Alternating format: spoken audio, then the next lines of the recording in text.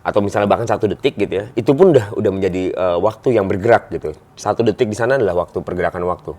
Tapi visual sama sekali tidak bisa mengerjakan hal seperti itu. Visual itu tugasnya hanya memberhentikan sesuatu. Karena kalau kita hanya bisa melihat, kalau kita melihat sesuatu yang bergerak itu namanya bukan visual, melainkan ngintip atau menyaksikan sesuatu yang bergerak. Teropong bisa melakukan itu. Tapi kalau mungkin CCTV enggak ya, karena CCTV itu pun tetap merekam kejadiannya frame by frame. Jadi saking cepatnya dia menangkap sebuah gerakan gambar sampai 30 perekaman gitu atau 25 perekaman per detik. Disitulah yang disampaikan pada paparan monitor yang kita terima. Dalam bentuk apapun, sinyal. Bagaimana dengan TV Om Leo? No, TV pun memberikan hal yang sama. Saat dikirim melalui sinyal di udara dan ditangkap oleh antena, dia hanya mengirimkan sinyal-sinyal per detik. Atau misalnya, itu sebabnya TV kalau di layar tabung zaman dulu tuh gambarnya kayak turun naik gitu. Dia menerima sinyal yang sangat cepat dalam bentuk 1 detik. Lampu di sini nyala, lampu di sini nyala.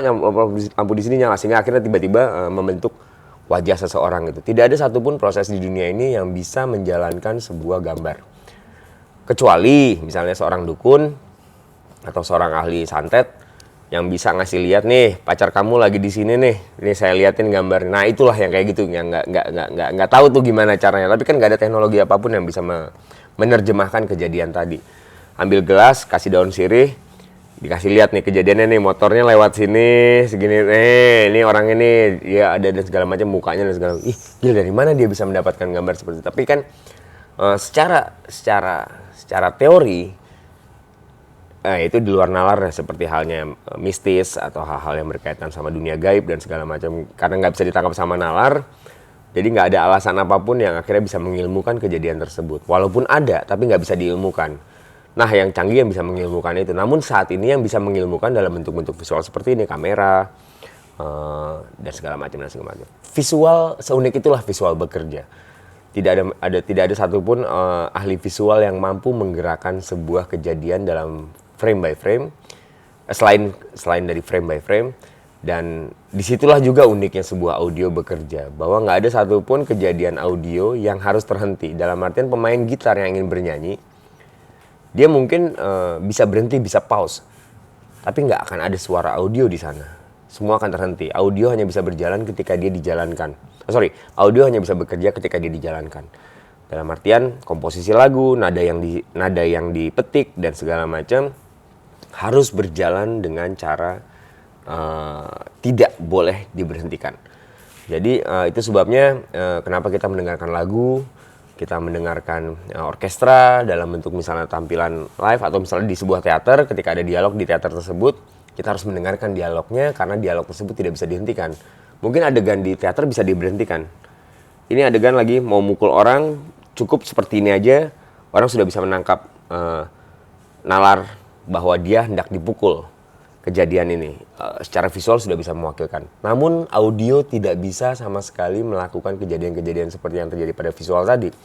Karena harus dijalankan, itu sebabnya audio tidak boleh terhenti. Audio harus bisa berjalan sehingga bisa diketahui gerakannya. Karena bentuknya naratif, ya silakan dinarasikan. Ketika bentuknya di suara, ya silakan disuarakan dan segala macam. Apapun itu melalui medium mikrofon misalnya, melalui medium speaker aktif dan segala macam. Dua benda mendasar inilah yang menjadikan dunia kreatif ada. Ada seseorang yang mendengarkan sesuatu, ada seseorang yang melihat sesuatu. Ada seseorang yang menciptakan visual, ada seseorang yang menciptakan naratif dalam bentuk audio. Audio bisa dieksekusi dalam bentuk apapun. Pidato misalnya, sajak, dalam artian ketika dia membicarakannya dalam bentuk deklamatif gitu ya, berteriak, dia sudah melakukan sebuah prosesi bernama audio di sana. Mungkin yang merekam otak, dalam artian sajak yang indah itu adalah hasil kinerja otak dia dalam menyampaikan sesuatu. Namun ketika dieksekusi menjadi sebuah suara, disitulah proses audio bekerja. Bahkan ketika sajak hanya dijadikan prosesinya visual pun tidak ada masalah. Contoh, di sajak tersebut, kata-kata yang dia tulis, dia cetak dalam bentuk buku, dia sebarluaskan kepada orang-orang. Dia nggak mencetak itu dalam bentuk audio ya. Paparannya misalnya kayak contoh, dia mencetak kaset untuk akhirnya bisa didengarkan sajak-sajak tersebut melalui kaset. No, dia menampilkan itu dalam bentuk visual, tulisan, teks, dan segala macam.